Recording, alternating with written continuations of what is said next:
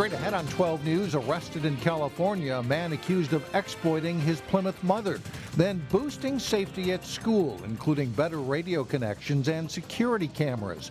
But first, remembering a young boy on the anniversary of his high-profile disappearance. 12 News starts right now. Hello, everyone. Friday marks the one-year anniversary of the day Barway Collins disappeared. The 10-year-old Crystal boy was found dead in the Mississippi River a month later, killed by his own father. And right now, community members are expected to begin gathering at Glen Haven Memorial Cemetery in Crystal to remember Barway, and that's where reporter Sonia Goins joins us now with more on the vigil. Sonia? Hi, Mike and Shannon. No one has arrived here yet, but community members are expected to gather here. Barway Collins is laid to rest right over here. His mother, Louise Carlua, is expected to be in attendance. Community leaders say that although it's been a year, they're still trying to heal from the hurt. This is the last time 10-year-old Barway Collins was seen. He went missing March 18th, shortly after getting off of a school van. For weeks, the community and law enforcement officials frantically searched for Barway. Missing persons advocate Shalea Bradley Smith organized several of those searches. I knew I would find him. I knew it. On April 11th, a group of volunteers found Barway's body in the Mississippi River. Electronic evidence put Barway's dad, Pierre Collins, at the scene. He was arrested on April 14th and charged with second-degree murder. A few weeks later, he confessed. He's currently serving a 40-year prison sentence. The most hurting part about it was walking side by side with the man that had killed him. His own dad is what hurts me the most, when he could have just told us. Now, there are several vigils planned for Barway Collins. There'll be one at Becker Park. The Crystal Police Department is expected to be there. And then there'll be another service on March 19th at United Methodist Church in Brooklyn Park. Live in Crystal, Sonia Goins, 12 News. All right. Thank you, Sonia. One Brooklyn Park family is looking for someone else to live after a fire caused major damage to their home. The home on the 4900 block of 76th Avenue North had extensive damage. When first responders arrived Thursday night, the residents were struggling to get out of the home.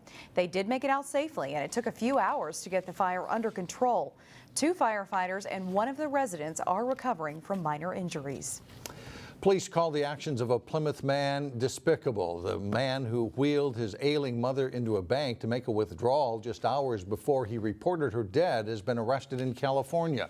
Hennepin County charged David John Vanzo with neglect, attempted theft by swindle, and financial exploitation of a vulnerable adult. The complaint says Vanzo took his 90-year-old mother to the bank and withdrew $850 in January of 2015. Bank employees said the woman appeared to be sleeping, and Vanzo reported his mother dead about 6 hours later.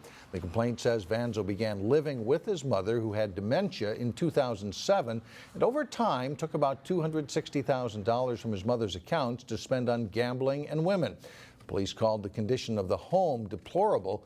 Vanzo awaits extradition to Minnesota. Schools in the Osseo Area School District will receive upgrades to help improve safety. The school board approved a preliminary budget that includes $1 million worth of safety and security upgrades. Delane Cleveland spoke with the district superintendent today and joins us now with more on that. Delane?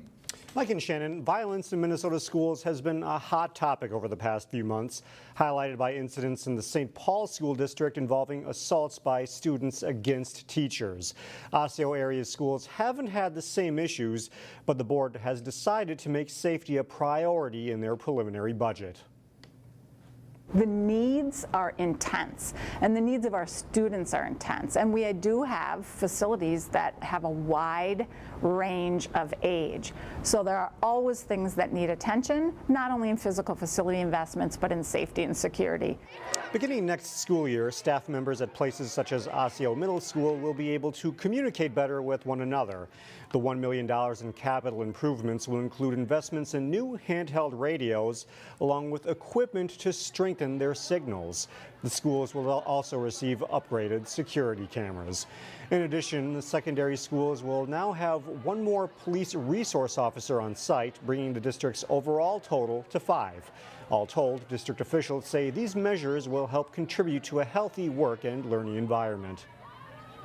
There's lots of things that happen around us in our state and in our nation that cause us to pay great attention to school safety and security.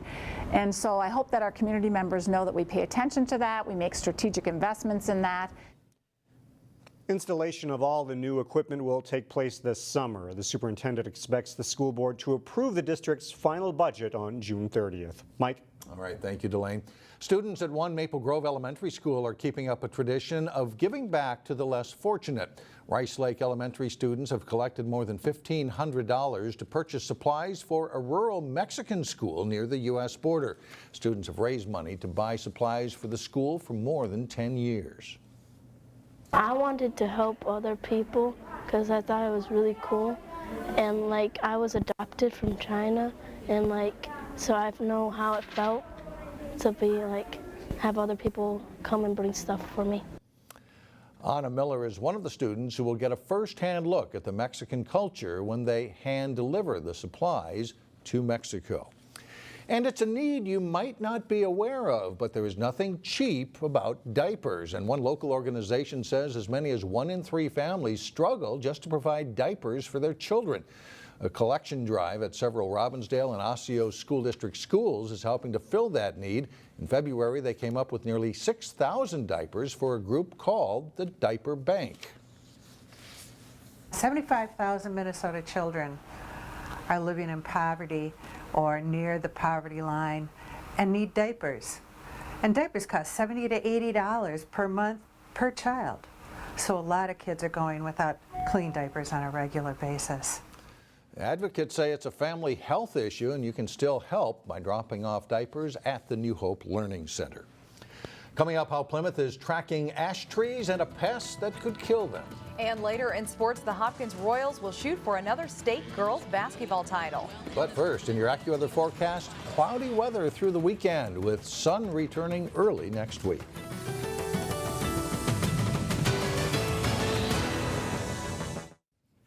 There is a bug versus tree battle going on in parts of the Northwest Metro. The emerald ash borer continues to be a problem, and now, as Eric Nelson explains, one local city has a new way to fight the pest.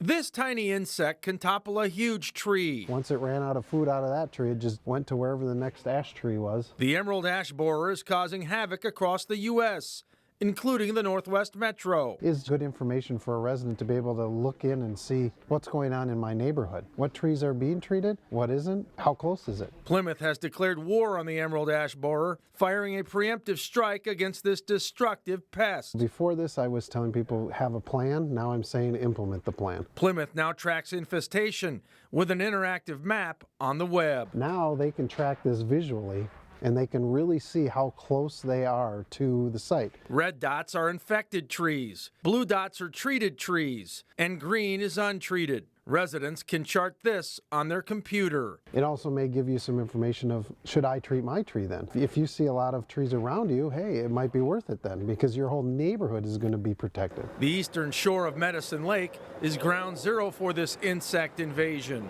6 trees have EAB, and 2 have been removed from a boulevard near the shoreline. If it starts heading north, these people that have green trees might have to decide quicker than later, do I want to treat them or do I want to just cut them down? The cost to treat these trees is between $150 and $250, depending on the size of the tree. It requires 5 to 6 treatments spread out over a decade. The total cost is roughly $1,000, or you could just cut it down. That is exactly what Glenn Anderson did. So all I have left is 2 ash trees in the yard. As he removes 6 ash trees. We'll just cut it up and take it over to the city of Plymouth waste yard and let them grind it up. Unfortunately, the emerald ash borer can alter the look of a neighborhood. Yes, it'll definitely change it just like the elm trees did when they all left. That's just one of them things that just happens. In Plymouth, I'm Eric Nelson, Channel 12 News. Plymouth residents can enter their address into the database and then update the city on whether the trees in their yard have been treated or not. Coming up, honoring the best of local theater. And up next in sports, the Maranatha Christian Academy girls basketball team pulls away to win its state tournament opener. John Jacobson has that and more when we come back. Not a lot of time to catch your breath for one team, 2 games in 2 days, less than 24 hours. Yeah. Quick turnaround for Maranatha. It's a 7th straight trip to the state Class A girls basketball tournament for Maranatha Christian Academy. Mustangs open tournament play against Southwest Minnesota Christian, a team in the tournament for the first time since 2010. And a good start in the game for the Eagles. Chantel Gruen with 2 of her 17 first half points. Elena Jarnot passes to her younger sister Jacqueline. That combination worked off it against Southwest. But the Eagles hold the lead much of the half. 2 more for Gruen. She finishes the game with 30 points, and they lead by 8. Maranatha closes the gap, though, by halftime. Kylie Post converts on the pass from Sammy Payne, and it's 47-all at halftime. The Mustangs pull away in the second half. They'll force a turnover. Jacqueline Jarnot passes ahead to Payne here for the layup as Maranatha takes the lead for good. And then a fake and a nice step back by Elena Jarnot. She'll drain a 3. She'll finish the game with 25 points and 14 rebounds. Jacqueline Jarnot goes off for 33 points and 16 rebounds. Maranatha Christian Academy advances to the semifinals with a 91-79 win. I think the pick and roll worked really well with my sister, and I was getting some good layups, so I'm going to miss her so much. She just definitely makes me a better player, and I just love playing with her so much. We're always looking to push the tempo, and we did see right before half a few of their players started to go a little flat-footed, so we had a feeling we could push it out in the second half. It was a quick turnaround for the Mustangs, who faced Mountain Iron Buell in the Class A semifinals Friday afternoon. And the Mustangs grab an early lead in this game.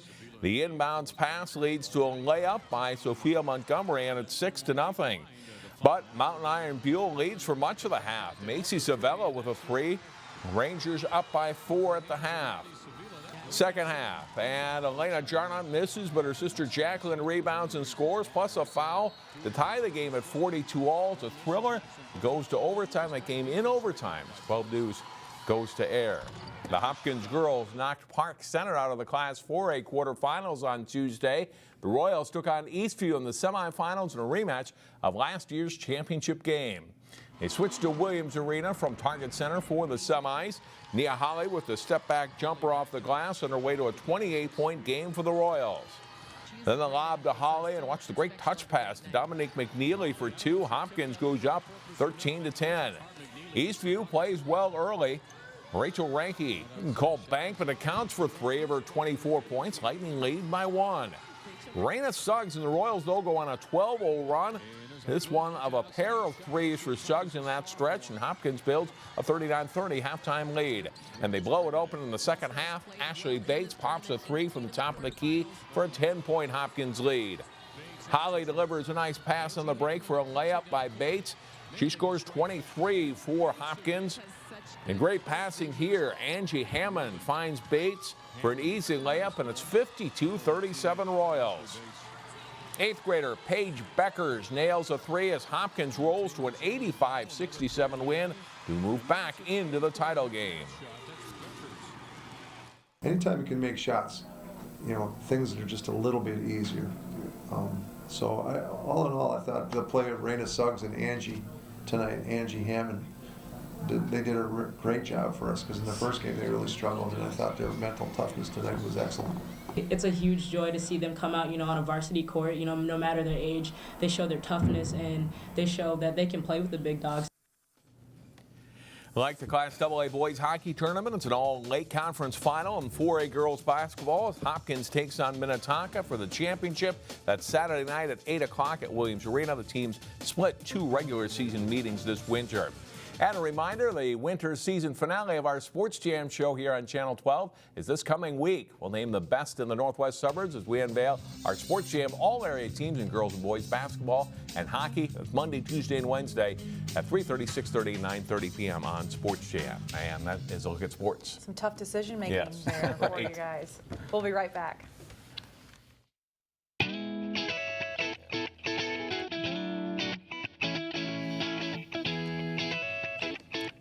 The snow's gone now, but Brooklyn Park has named a winner in its Dress Up a Fire Hydrant contest. Michelle Grant and some helpers you see here dressed up a fire hydrant as a hockey goalie and then entered the picture in the contest.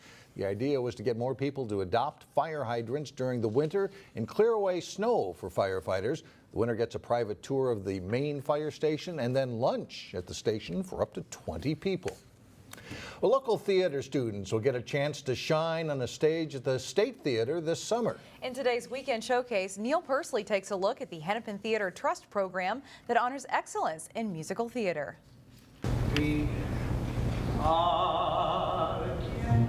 Last fall, Wayzata High School submitted their performance of Beauty and the Beast for consideration in the Spotlight Education Program, which is run by the Hennepin Theater Trust. It's specifically focused on educating students involved in musical theater at the high school level. They watched the show and they provided feedback. They met with our students, both cast and crew, to give them feedback and some notes. And that was a really special opportunity, I think. They will send a couple evaluators to watch our show and evaluate each aspect of the production, including orchestra, student performances, scenery, front of house even. Over the years, the Spotlight Education Program has grown from 12 schools to more than 80. Minnesota native and accomplished Broadway actress Laura Osnes says Spotlight helped equip her for a successful stage career. But I remember it being such an inspiring experience. We came downtown and got to take master classes and workshops with professionals in the industry. Which is what the cast who received outstanding overall performance will get to do during the Spotlight Showcase show coming up in June. Sam Sanderson received outstanding performance in a supporting role for his character Lumiere. It's an incredible experience. You get to really learn about what it's like to be a real performer. There's a girl in the castle.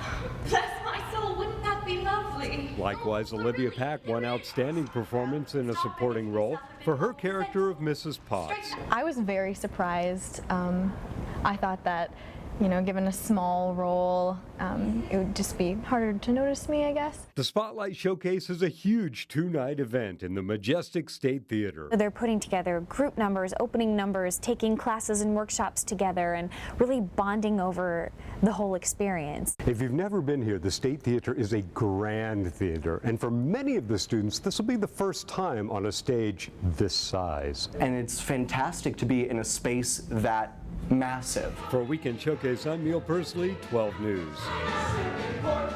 And students from the theater programs in Maple Grove and Osseo will also be recognized. Tickets for the Spotlight Showcase at the State Theater are on sale now for productions in June 12th and 13th. They work so hard on those productions. It's good to see them recognized. And great venue. Definitely. Yeah, they are very good. This will be the best of the best, I think, down there. I think Should so. be worth the time and money. Good show to go see. That's all the time we have for now. Thanks for joining us, everyone. Have a great weekend. We'll see you again Monday.